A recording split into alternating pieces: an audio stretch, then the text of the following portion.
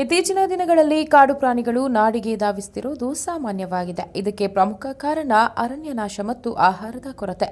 ಆನೆಗಳ ಗುಂಪಿನಿಂದ ಬೇರ್ಪಟ್ಟ ಮರಿಯೊಂದು ಅನುಭವಿಸುತ್ತಿರುವ ಯಾತನೆ ಎಂಥವರ ಕರುಳು ಚುರುಕೆನಿಸುತ್ತದೆ. ದಕ್ಷಿಣ ಕನ್ನಡ ಜಿಲ್ಲೆ ಸುಳ್ಯ ತಾಲೂಕಿನ ಮಂಡೆಕೋಲು ಜನವಸತಿ ಪ್ರದೇಶದಲ್ಲಿ ಒಂಟಿಯಾಗಿ ಉಳಿದುಕೊಂಡಿದೆ. ಇನ್ನು ಇದನ್ನು ಆನೆಗಳ ಗುಂಪಿನೊಂದಿಗೆ ಸೇರಿಸಲು ಅರಣ್ಯ ಇಲಾಖೆಯವರು ಮುಂದಾಗಿದ್ದಾರೆ. ಆದರೂ ಪ್ರಯೋಜನವಾಗುತ್ತಿಲ್ಲ.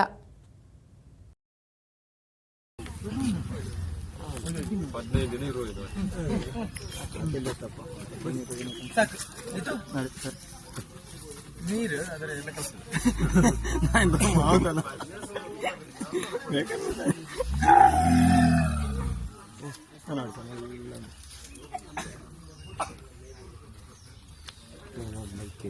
ಚಿಂತನೆ ಮಾತಾಡಿದ ಅದೆಲ್ಲ ಆಯ್ತು.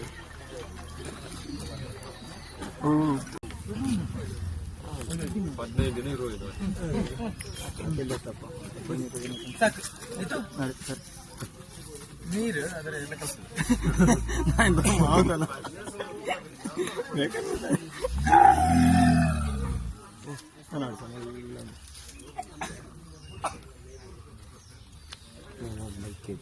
ಚಿಂತನೆ ಮಾತಾಡಿದ ಅದೆಲ್ಲ ಆಯ್ತು.